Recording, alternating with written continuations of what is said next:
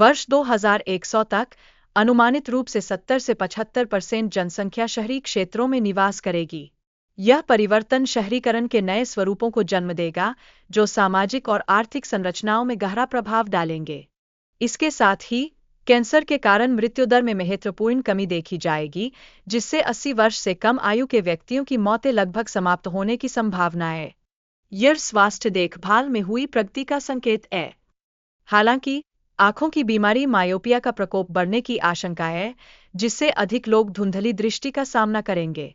यह एक चिंताजनक प्रवृत्ति है, जो स्वास्थ्य नीतियों के सुधार की आवश्यकता को दर्शाती है।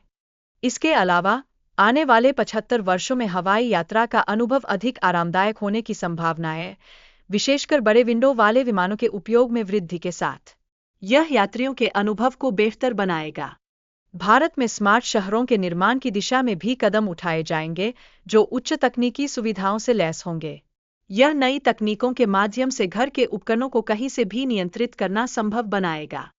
वर्ष 2100 तक इंटरनेट का प्रमुख स्रोत सैटेलाइट होगा, जिससे नेटवर्क विफलता की समस्याएं समाप्त होंगी। यह यात्रा के दौरान भी संचार को सुगम बनाने में मदद करेगा। अंतरिक्ष यात्रा की सुविधा भी कई कंपनियों द्वारा प्रदान की जाएगी, जिससे यह आम जनता के लिए सुलभ हो जाएगी। यह एक नई युग की शुरुआत को दर्शाता है। वर्ष 2100 तक जनसंख्या वृद्धि और तकनीकी प्रगति के चलते दुनिया तेजी से विकसित होती दिखेगी। यह परिवर्तन सामाजिक संरचनाओं और वैश्विक अर्थव्यवस्था पर गहरा प्रभाव डालेगा। 3D प्रिंटिंग तकनीक के क्षेत्र में होने वाली प्रगति भविष्य में संपूर्ण घरों के त्वरित निर्माण को संभव बनाएगी।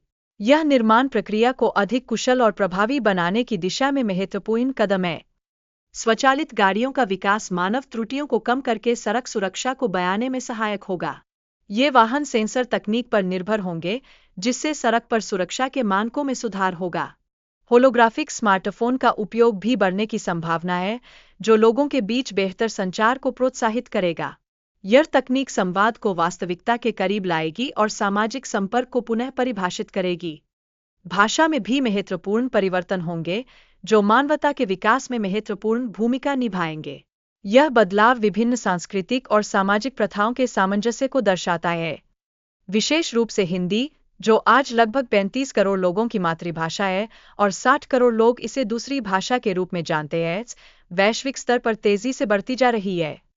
भविष्य में 2100 तक हिंदी बोलने वालों की संख्या दोगुनी होने की संभावना है, जो सांस्कृतिक और भाषाई विविधता के बढ़ते महत्व को दर्शाता है। भाषाएं समय के साथ विकसित होती है और नए शब्दों का उदय होता है। उदाहरण स्वरूप, अंग्रेजी में नाइस शब्द का अर्थ 300 वर्षों में बदल चुका है, जो भाषा की गतिशीलता को स्पष्ट करता है।